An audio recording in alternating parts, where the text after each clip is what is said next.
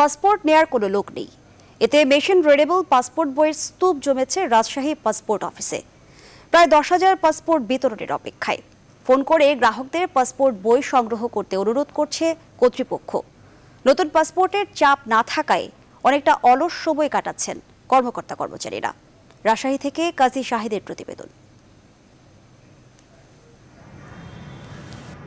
করোনার আগে machine readable passport বই সংকটের কারণে আবেদনের স্তূপ জমেছিল পাসপোর্ট অফিসগুলোতে। পাসপোর্ট হাতে পেতে অপেক্ষা করতে হয়েছে 3 থেকে 5 মাস পর্যন্ত। ফলে ঝুলে যায় কয়েক হাজার পাসপোর্ট। এরই মধ্যে করোনা হানা দেয়ায় থমকে যায় কার্যক্রম। গুটিয়ে নেওয়া হয় নতুন আবেদন জমা।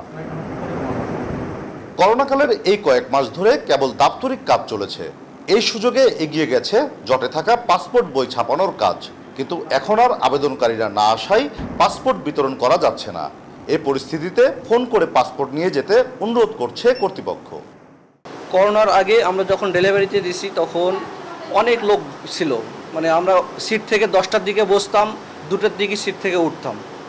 এখন করোনার কারণে আমরা লোক পাই না পাসপোর্ট দেওয়ার জন্য, মানে আবেদনকারী আসতেছে না। আমরা অনেকটা অলসভাবেই মানে কাজকর্ম ছাড়াই অফিস করতেছি। রাজশাহী বিভাগীয় পাসপোর্ট অফিসে আগে যেখানে ভিড় ছিল এখন চারদিক জুড়েই ফাঁকা। কোনো চাপ নেই পাসপোর্ট প্রত্যাশীদেরও। তবে হাতে গোনা 2-1 জন আসছেন খোঁজ খবর জানতে।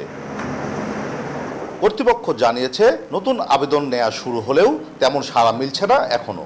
তাই পুরনো আবেদনগুলোই যাচাই বাছাই সহ অভ্যন্তরীণ কাজ চলছে। নতুন আবেদন গ্রহণের বিষয়ে গ্রহণ প্রক্রিয়া শুরু হয়েছে আসলে 22 তারিখ থেকে। তো এখন পর্যন্ত আসলে নতুন আবেদন করতে তেমন লোকজনকে দেখা যাচ্ছে না। ই পাসপোর্টের উদ্বোধন হলেও সেটি এখনো শুরু করা যায়নি রাজশাহী বিভাগীয় অফিসে। আগামী মাসের শুরুতেই এটি শুরু করা যাবে বলে আশা করছেন কর্মকর্তারা।